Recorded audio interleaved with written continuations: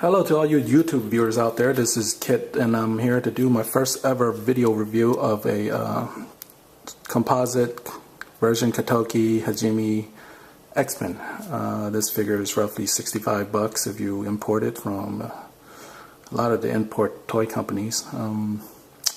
Exbein from the Super Robot Wars original generation. This figure here comes with episode 8 of the Super Robot Wars original generation's Inspector cartoon. I've seen this cartoon, so I'm not gonna open this up. Anyway, I choose to do the review on this Exbein figure because I'm a member of the Robot Japan forum, and a lot of guys are on the fence on this one.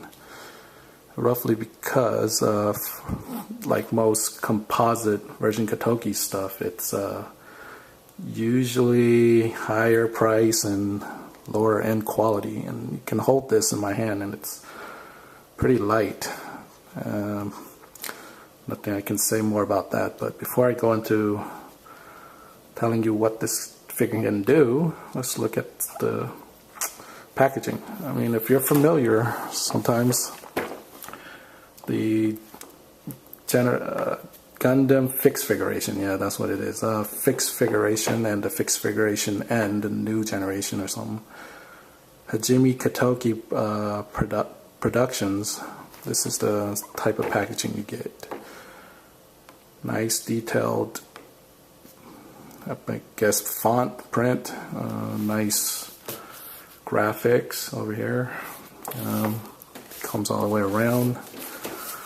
You get a pretty cool action pose, the various weapons, a little thing about the story, and Katoki Hajime's, kind of like a small interview of what he thought about the Exbein when he designed it. Okay, on with the figure itself, and I guess I will start off by doing a little bit of size comparison. I'm going to bring in the SRW Super Robot Chokokin Rice Witter and put them in next to them. Yeah, you see this a lot when they promote these at the Wonder Festival convention and all, and rightfully so. Both are from the same cartoon, and both are produced by the same company, Bandai, so it only makes sense to promote them together. But okay, let's look at his head. It's on the ball joint, so look to the left, look to the right, not a problem. Tilt a bit up, but very limited head range movement because of the, if I spin him around here, you can see that he has something here that blocks his head from making the movements. So his arms can swing out where it's like that, and the shoulder can spin all the way around. Actually, it's a pretty tight joint. And if you look underneath here, you could spin this, so you get a bit of movement in there. Not just the shoulder armor thingy, but there's a little joint here you could fold in and out also.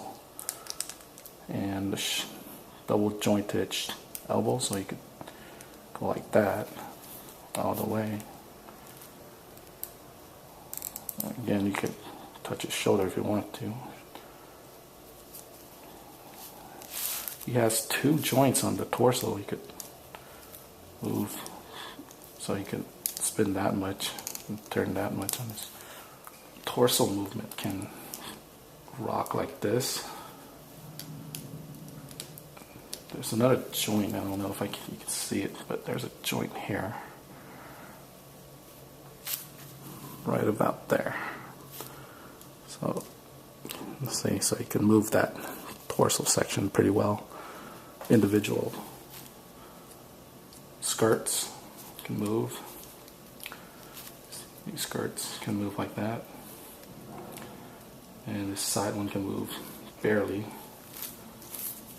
The back one can move a bit too.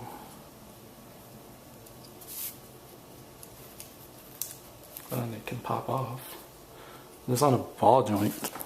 so it doesn't matter if it pops off. Pop it back in. Just like that. And because these skirts, front skirts and stuff can fold up like so much, you can pretty much bend its leg all the way up here, and I can swing up all the way up there, and the knees you can bend them double jointed so you go that far. The ankles all joint.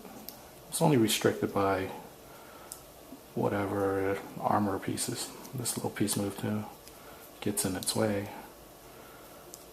But pretty good poses that you can pretty much do a lot of good poses with it.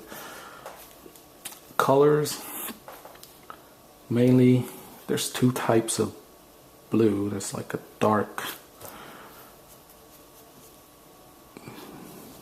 navy type metallic blue. It's flaky, kind of like metallic flakiness in these paint. Then there's the regular shade of kind of like a purplish blue. And then there's the white and the yellow. It's painted on top of this plastic, and it's not the best paint app quality control I can think of in terms of a lot of this yellow that's on here. You can see the, especially for the white, you can see that the blue underneath it. Like, hard for me to show you guys, but a lot of, like on here, there's a lot of blue showing up on that white. And like a lot of Katoki Hajime stuff, you get a lot of these warning signs. How these panels, I guess, or something opens up or something more realistic. It does have really cool, some cool wording on these things. A lot more of these things on the feet and stuff. I'll say let's move on with the accessory that he comes with. He comes with, default, he has a pair of closed fist hands. It's just regular closed fist, and I switched over to a open palm that he comes with. It's five total pairs of hands, and he needs 5 total pairs of hands because of all the different accessories that he gets. Alright, so he gets a pair of hands to hold the guns, one of the guns. Gets a pair of hands to hold a beam saber right here, and then he gets a pair of hands to hold this ninja star weapon type thingy that opens up. Well, and also this little attachment thing that clips onto the bottom of his arm when it's used. But he has a pair of hands that can use this. And also this gun, bigger launcher gun. Now this gun, it can be used on both left and right hand, but when you take it out of the package, it was configured to be used onto the right arm. But so in order for you to switch it, you gotta first pull open this part, this bottom part. Yeah, so we'll take this part off first.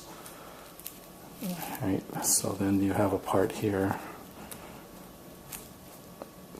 and then you would go on this side and you would unhook this part, and there's another joint here thing. And once you take all of it off, you swap it around, you plug it all back in. But I'm not going to do all that.